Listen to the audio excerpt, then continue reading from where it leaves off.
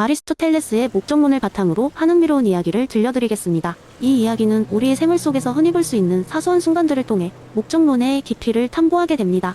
한적한 시골 마을에 클라라라는 이름의 한 소녀가 살고 있었습니다. 클라라는 주변의 모든 것들이 그저 그곳에 존재하는 이유를 알고 싶어 하는 호기심 많은 아이였습니다. 그녀는 매일 아침 해가 떠오르는 것을 보면서 왜 해는 매일 뜨는 걸까? 라는 질문을 던졌고, 꽃밭을 거닐며 이 꽃들은 왜 이렇게 짧은 시간 동안만 피었다지는 걸까? 라는 생각에 잠기곤 했습니다. 어느 일요일 아침 클라라는 그녀의 할아버지와 함께 호숫가를 거닐고 있었습니다. 햇볕이 호수 표면을 반사하며 밝게 빛나고 산들바람이 클라라의 머리카락을 부드럽게 흔들고 있었습니다. 할아버지는 아리스토텔레스의 철학의 조예가 깊었던 분인지라 항상 클라라의 끊임없는 질문에 지혜로운 대답을 해주곤 했습니다. 할아버지께서는 클라라가 던진 모든 질문에 대해 잠시 깊은 생각에 잠겼습니다. 그리고 이내 미소를 지으며 말씀하셨죠. 클라라, 아리스토텔레스라는 철학자가 모든 존재와 사물이 고유의 목적을 가지고 있다고 했단다.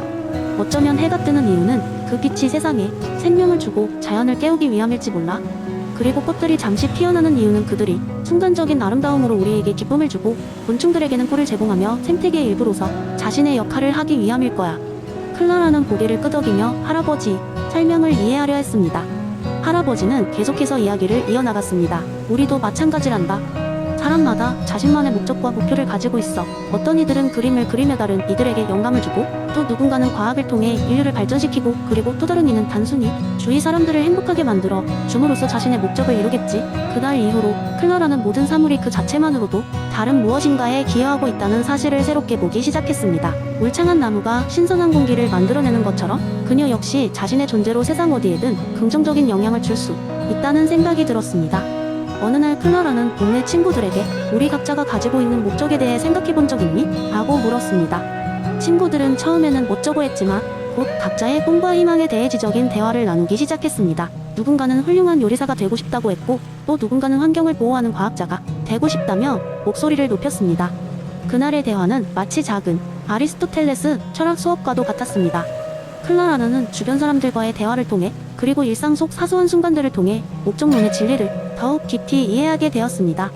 그리고 그녀 자신 역시 세상 속에서 자신의 목적을 찾아 나가기로 매일매일 조금씩 노력하기로 결심합니다. 이처럼 아리스토텔레스의 목적론은 우리로 하여금 삶의 의의를 되새기게 하고 각자 다른 존재가 자신의 목적 속에서 어떻게 서로 얽히고 설켜 있는지를 깨닫게 합니다. 모든 것이 자신의 목적을 향해 나아가는 이 세계에서 우리는 서로에게 불가결한 존재라는 것을 잊어서는 안 되겠습니다. 두 번째 이야기 한 번은 작은 마을에 복리주의 이론으로 유명한 철학자 밀턴 박사가 살고 있었습니다. 마을 사람들은 그의 철학적 토론에 참여하길 좋아했지만 그의 이론이 실생활에 어떻게 적용될 수 있는지 궁금해하곤 했습니다. 그래서 어느 날 마을의 시장이 그를 초청하여 최대 다수의 최대 행복에 대한 그의 이론을 실제 생활에서 어떻게 활용할 수 있는지 보여달라고 요청했습니다. 밀턴 박사는 이에 기꺼이 응하였고, 마을 사람들을 위해 흥미로운 행복 쾌락 프로젝트를 시작했습니다. 그는 마을 사람들 모두가 참여할 수 있는 일주일간의 실험을 계획했습니다. 이 프로젝트에서 그는 각기 다른 세 가지 상황을 설정하여 어떠한 선택이 진정한 행복을 가져다 줄지 관찰하기로 했습니다. 첫 번째 상황은 잔디광장에서 열리는 음악 축제였습니다. 음악을 사랑하는 사람에게는 최고의 기회였지만 동시에 마을 도서관에서 조용한 독서의 날도 열릴 예정이었습니다. 밀턴 박사는 사람들에게 질문했습니다. 어느 선택이 더 많은 사람들에게 행복을 줄 수 있을까요? 두 번째 상황은 마을 주민이 가장 좋아하는 아이스크림 가게에서 무제한 아이스크림 행사를 열었습니다. 그러나 같은 시간에 마을 청소 캠페인도 계획되어 있었습니다. 밀턴 박사는 좀 더 깊이 있는 질문을 던졌습니다. 즉각적인 쾌락과 장기적인 만족 중 무엇이 더 질 높은 행복일까요? 마지막으로 밀턴 박사는 마을의 유서 깊은 건물을 어떻게 사용할지에 대한 토론을 주최했습니다. 한쪽에서는 연극과 행사를 위한 공연장으로 바꾸는 것을 원했고, 다른 쪽에서는 어린이들을 위한 교육센터를 제안했습니다. 그는 마을 사람들에게 생각하게 했습니다. 어떤 선택이 마을 전체에 더 많은 이익을 가져올 수 있을까요? 이 실험이 진행되는 동안 사람들은 자연스럽게 선택의 결과가 자신뿐만 아니라 다른 사람들에게 미치는 영향을 고민하기 시작했습니다. 그들은 음악축제에 참석해 즐거운 시간을 보내기도 했고, 아이스크림을 실컷 먹으며 즉각적인 쾌락을 맛보았습니다. 또한 교육센터의 가능성을 염두에 두며 마을의 미래를 생각했습니다. 결국 일주일 후 밀턴 박사는 프로젝트의 결과를 발표했습니다. 그는 사람들에게 음악축제가 확실히 많은 순간에 즐거움을 주었지만 도서관에서의 조용한 독서 시간은 평균적으로 더 많은 내면의 평화와 장기적인 행복을 가져다 준다는 것을 보여주었습니다. 아이스크림 파티나 청소 활동 중에서는 많은 사람이 더 깊은 만족을 얻은 것은 아이스크림 파티가 아닌 환경이 개선되는 청소 활동이었습니다. 마지막으로 공연장과 교육센터 사이에서 교육센터 가장기적으로 더 많은 이들에게 긍정적인 영향을 미친다는 결론을 내렸습니다. 밀턴 박사는 이렇게 말했습니다. 존 스튜어트 밀의 공리주의는 우리가 즉각적인 쾌락을 즐기는 것을 막자는 것이 아닙니다. 대신 여러분의 선택이 얼마나 많은 이들에게 얼마나 오랫동안 행복을 줄 수 있을지를 고민하기를 바랍니다. 이 프로젝트를 통해 마을 사람들은 공리주의를 더 깊이 이해하게 되었고 그들 스스로의 선택이 자신과 타인들에게 미치는 영향을 의식하며 살게 되었습니다. 이 작은 실험은 그들 삶의 특수적인 변화를 가져왔고 진정한 행복을 찾는 여정의 시작이었습니다. 세 번째 이야기. 옛날에 아테네의 한 마을에 소피아라는 지혜로운 여성이 살고 있었습니다. 그녀는 플라톤의 사상을 깊이 이해하고 있었고 이대 아론을 통해 사람들에게 세상이 진리를 설명하곤 했습니다. 어느 날 마을 사람들은 소피아에게 다가가 현실과 꿈의 차이에 대해 묻기 시작했습니다. 소피아, 왜 꿈에서 본 것들이 아침에 깨어나면 사라지는 걸까요?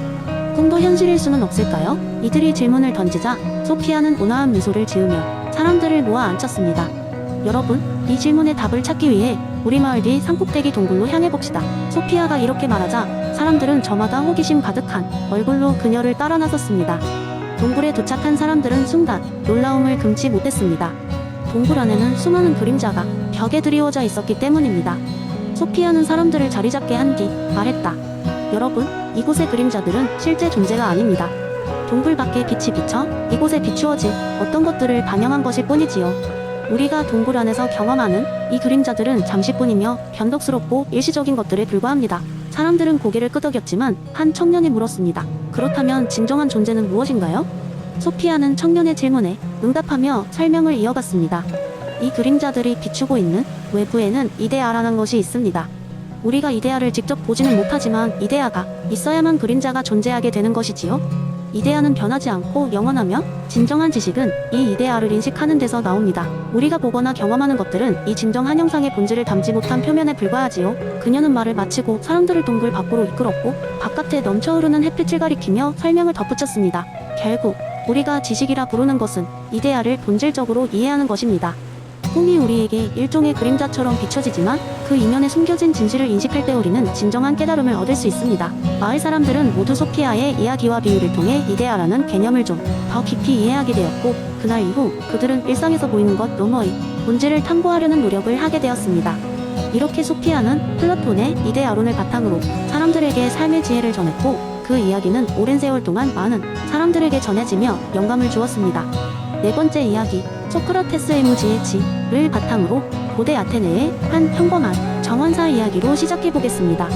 그의 이름은 알렉시우스였고 그는 아테네 외곽에서 남몰래 아름다운 정원을 가꾸고 있었습니다. 알렉시우스는 누구보다 식물에 대해 잘 안다고 생각했고 그의 정원은 항상 아테네의 자랑거리가 되곤 했습니다. 어느 날 알렉시우스는 우연히 소크라테스를 만나게 되었습니다. 소크라테스는 정원에 대한 소문을 듣고 그곳을 방문해보고 싶어졌던 것입니다. 좋은 정원이란 무엇인가? 라는 간단한 질문으로 소크라테스는 대화를 시작했습니다. 알렉시우스는 옅은 미소를 지으며 답했습니다. 비옥한 토양, 건강한 씨앗, 그리고 충분한 물과 햇빛이 좋은 정원을 만듭니다. 그러자 소크라테스는 고개를 갸우뚱하며 다시 물었습니다. 그렇다면 비옥한 토양과 건강한 씨앗은 정확히 무엇을 의미하나? 그리고 충분하다는 것은 어느 정도인가? 알렉시우스는 순간적으로 멈칫했지만 일단 자신이 아는 대로 설명하기 시작했습니다. 비옥한 토양은 영양분이 많은 흙이고 건강한 씨앗은 병충해에 강한 씨앗이지요. 하지만 소크라테스의 질문은 끝나지 않았습니다. 그럼 영양분이 많다는 것은 어떻게 알 수 있으며 병충해에 강하다는 것을 무엇으로 증명할 수 있는가? 알렉시우스는 드디어 자신이 그동안 느꼈던 지식의 한계를 깨닫기 시작했습니다. 그는 정원을 가꾸는 방법만을 반복해서 익혔지 그 이론적 배경이나 심층적인 이해는 부족했던 것입니다. 그동안 자신이 정원에 대해 완벽히 안다고 믿었던 알렉시우스는 갑자기 자신이 얼마나 많은 것을 모르는지를 깨닫게 되었습니다. 소크라테스는 알렉시우스의 혼란을 충분히 느낄 수 있었고 미소를 지으며 말했습니다. 모르는 것을 아는 것이 지혜의 첫걸음이다. 알렉시우스는 소크라테스와의 대화 후 자신의 무지를 인정하는 것이 부끄러운 일이 아니라는 것을 깨달았습니다. 그날부터 알렉시우스는 자신의 정원에 대해 더 많은 질문을 던지기 시작했습니다. 그는 다른 정원사들과 의견을 나누고 식물학자들을 찾아가 배우며 틈틈이 도서관을 방문하여 식물에 관한 다양한 책을 읽었습니다. 정원은 점점 더 아름답고 건강하게 변해갔으며 그의 지식도 날로 늘어갔습니다. 알렉시우스의 정원은 이제 단지 아름답기만 한 정원이 아니었습니다. 그것은 끊임없는 배움과 탐구, 그리고 자신이 모르는 것에 대한 겸손한 수용을 담고 있는 공간이 되었습니다. 소크라테스의 무지의 지는 단순한 철학적 개념을 넘어 알렉시우스의 삶을 변화시키는 계기가 되었고, 그는 평생 동안 더 많은 것을 배우고자 하는 열정을 잃지 않았습니다. 이 이야기는 우리에게 깨달음을 줍니다. 우리는 종종 모든 것을 알고 있다고 착각하지만 모르는 것을 인정하고 배우려는 자세가 진정한 지혜로 가는 길임을 알렉시우스의 경험을 통해 다시금 생각하게 됩니다. 소크라테스의 철학이 시간이 지나도 여전히 가치가 있는 이유는 바로 이 지점에 있는 것 같습니다.